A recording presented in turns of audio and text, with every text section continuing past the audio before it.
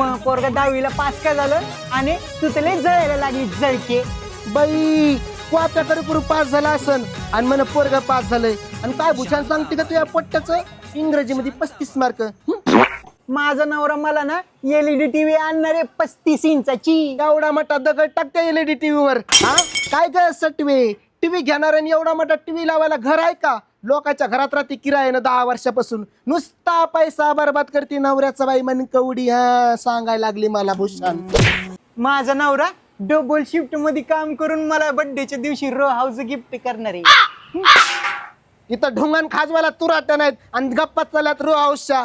आगा त्याला एवढा मोठा डाल्या लागतो, डाल्या पैसा. आणि मला भूषण सांगते रो हाऊस घेणार आहे. तू ना अशीच जळत राह मन कवडी. आगा सत्यानाश होतो संसाराचा.